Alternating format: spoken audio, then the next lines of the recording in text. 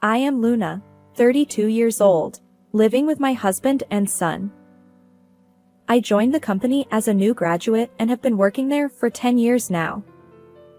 When I gave birth, I took maternity leave, but I returned to work immediately after my son turned 1, and I continue to work vigorously in a sales position.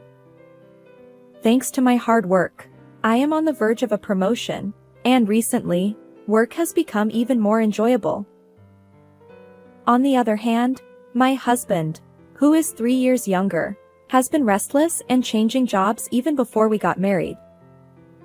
He aims to start his own business someday, believing that to become a future entrepreneur, it's essential to gain skills by working in various companies rather than staying in one place.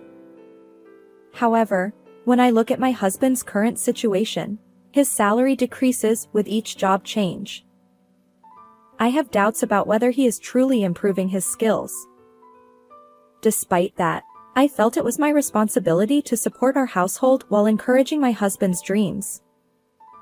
I wanted to believe in his potential. However, my husband betrayed me.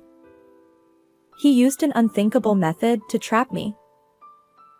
During the first couple of years of our marriage, my husband and I got along well. Our life wasn't easy due to his unstable job, but spending time with my husband dreaming about building our own home and traveling abroad was enjoyable. However, things changed after I gave birth to our son. My husband became noticeably cold towards me. Looking back, perhaps he hadn't changed much himself. It was having a child that made me realize his true nature. While my husband had never been keen on household chores, he particularly disliked childcare. When I was on maternity or childcare leave and stayed at home, things were manageable. But once I returned to work after my childcare leave, my days became a whirlwind. I woke up early to prepare breakfast for my family and take our son to daycare. After work, I rushed to pick him up, did the grocery shopping, and prepared dinner. I barely had time to catch my breath. I could have used an extra pair of hands. Yet, my husband seemed oblivious to my struggles. Despite having more free time than I did, he adamantly refused to take our son to daycare. When I asked him why, he said he didn't want to be perceived as someone with too much free time if he did the school run as a father. I tried to convince him that it's perfectly normal for men to be involved in parenting these days. In fact, I saw plenty of fathers in suits doing school drop-offs at the daycare. However, no matter what I said, my husband remained stubbornly resistant. Avoiding arguments, I eventually gave in. Balancing work, household chores, and childcare was tough for me, especially with early mornings and overtime at the office. But I persevered for the sake of our family. It would have been helpful if there were someone who could admonish my husband. Unfortunately, the only person he fears, my father-in-law, is currently away on a business trip. My father-in-law always praised me for balancing work and household chores, understanding the demands of my job. Even when my pregnancy was confirmed, he advised my husband, "Take good care of Luna." However, shortly after our son was born, my father-in-law was transferred far away. My mother-in-law stayed behind in our hometown. Unfortunately, unlike my father-in-law, she dotes on her son excessively and only takes my husband's side, so I couldn't rely on her at all. With her extensive experience as a homemaker, my mother-in-law didn't seem pleased that I continued working after giving birth. Additionally, she must have been bothered by the fact that her own son kept changing jobs without making significant progress. It seems she felt frustrated that I, as the daughter-in-law, achieved more in my career. Every time we met, she made snide remarks about me prioritizing work over my roles as a wife and mother. While she surely knows that my work contributes to our current lifestyle, she still criticized me. Eventually, she started saying absurd things like how it's pitiful to leave my child at daycare until late or that I should quit my job altogether. Perhaps my mother-in-law's idle time during my father-in-law's business trips fueled her behavior. She would casually drop by our house, deliver her barbs, and leave. Although I felt unfairly blamed, I resigned myself to the fact that some people with outdated views might never understand. Unfortunately, my husband seemed to resent my professional success. When I received a raise for my efforts, I excitedly shared the news with him, hoping for at least a congratulatory word. Instead, his response was a dismissive. Oh, really? It hurt. As time went on, my husband's attitude worsened. He started berating me, saying things like, Don't get too full of yourself just because you're earning a bit more. The constant criticism from my husband and even my mother-in-law left me questioning why I was working so hard every day. I began regretting my decision to marry him. To make matters worse, my husband's late nights became routine. Despite working at a factory where he should have regular hours, he often returned home well past midnight. When I asked him why, he always claimed it was work-related. I didn't believe that could be true, but whenever I tried to inquire further, he'd become irritable. So I refrained from pressing the issue, but I couldn't help feeling suspicious about his unnatural behavior. And then, finally, an incident occurred. One evening, my mother-in-law suddenly dropped by our house unannounced. While her impromptu visits were nothing new, that particular day left me feeling utterly drained. You see, earlier in the day, there had been a daycare sports event, and I had worked late, waking up early to prepare lunch boxes. I was exhausted and had planned to go to bed early, especially since an important business meeting awaited me the next morning. My son, worn out from the sports event, had already dozed off in his bedroom after dinner. However, with my mother-in-law's arrival, I couldn't simply retire for the night. Determined, I dragged my tired body to the kitchen to prepare some tea. However, at that moment, my husband suddenly grabbed my arm tightly. Surprised, I looked at his face. You must be tired, so I'll take care of it. My husband rarely steps into the kitchen, so I was taken aback. Normally, he insists that I handle everything, cooking, cleaning, and more, no matter how exhausted I am from work. Perhaps he wanted to impress my mother-in-law. I thought it was probably just empty words, so I ignored him and headed back to the kitchen. But my husband wouldn't let go of my arm. This time, with a stern tone. Just sit down and rest. He forcibly seated me on the sofa.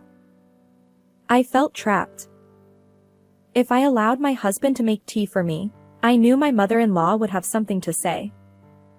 Surely, she'd criticize me for being a demanding wife. However, to my surprise, even my mother-in-law chimed in. Luna, it's okay to sit. She gently held me down and smiled. While I conversed with my mother-in-law, my husband went into the kitchen and started brewing tea. Something is amiss. There's no way both of them suddenly had a change of heart. What's going on today?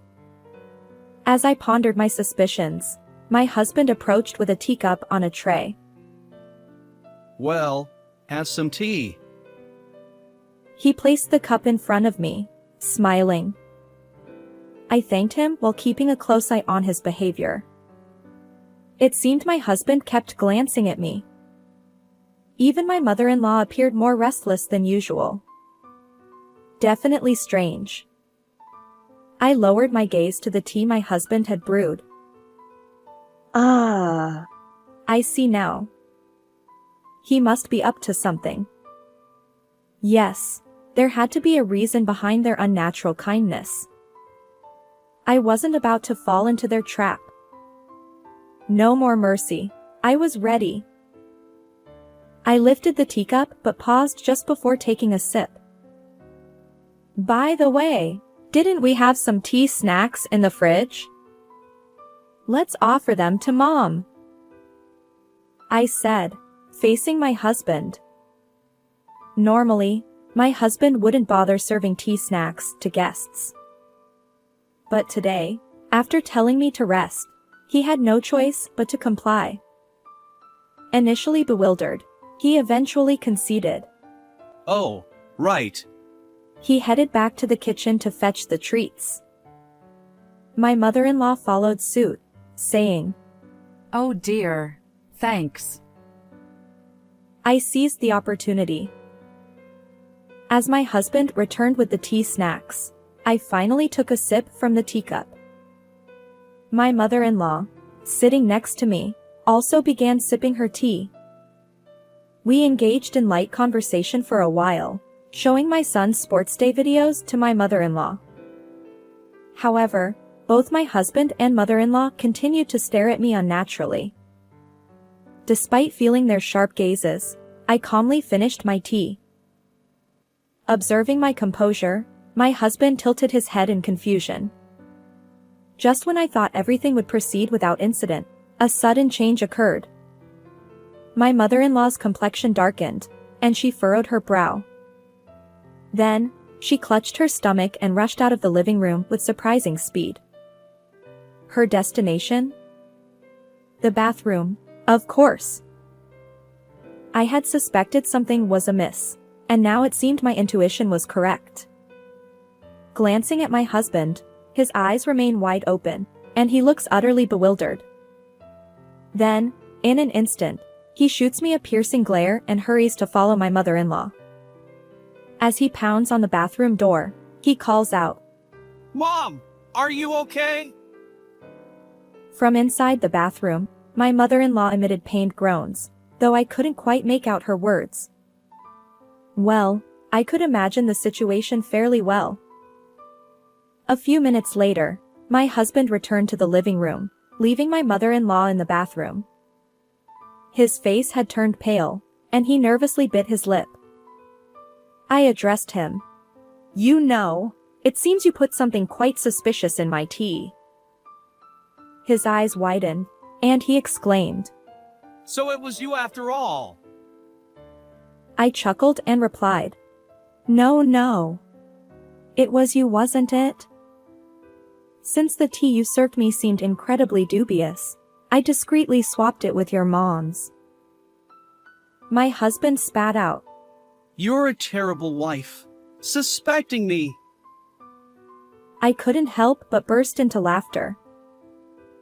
Well, who's worse, really? I retorted.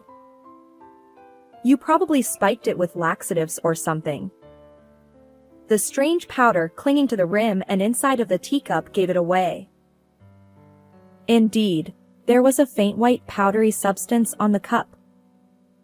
If my husband were someone who regularly brewed tea, I might not have been suspicious. But he never did any household chores, and my mother-in-law believed it was only natural to boss me around. The fact that both of them went out of their way to make me rest was highly unlikely. So, I had been carefully observing my husband's actions and the tea he served. My husband's ill-conceived plot was exposed, and he confessed everything. However, the motive behind his attempt to spike my drink with a laxative was so trivial that it left me utterly bewildered. Apparently, upon learning that I had an important business meeting the next day, he conspired with my mother-in-law to sabotage my work. If their plan had succeeded, I would have either canceled the meeting due to illness or found myself repeatedly rushing to the bathroom during negotiations with our client.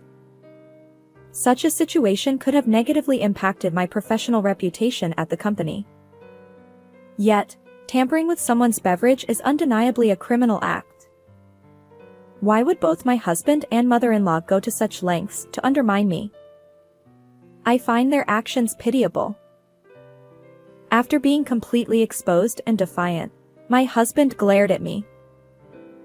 If anything happens to Mom, I'll demand compensation. But I retorted. What are you talking about? You're the one who should pay compensation. I chuckled and added. I know you've been cheating all along. His expression froze in an instant. Despite having plenty of free time, he always claimed to be busy with work, returning home late. Even on his days off, he'd go out alone, leaving almost no time for family. When he was home, he'd be glued to his smartphone. Suspicious of his infidelity, I hired a private investigator to track his actions. The results were as expected. My husband had been deceiving me. He pretended to be single at a mixer, got close to a young woman, and spun tales about upcoming business ventures.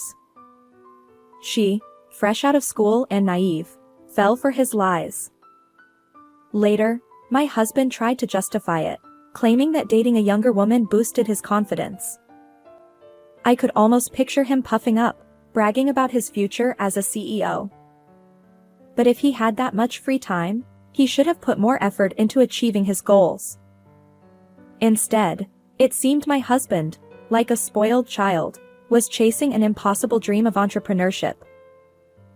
Surprisingly, my husband, caught in his infidelity, turned pale and froze. I looked him straight in the eye. "Let's get a divorce. You'll pay alimony, of course, and child support." His defeated response was, Fine, whatever. but then he tried to assert himself.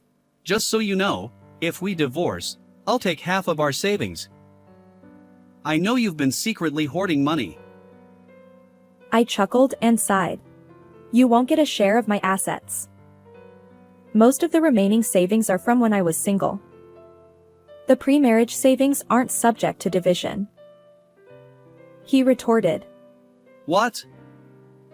That can't be true. Besides, you've been earning lately. I decided to enlighten him.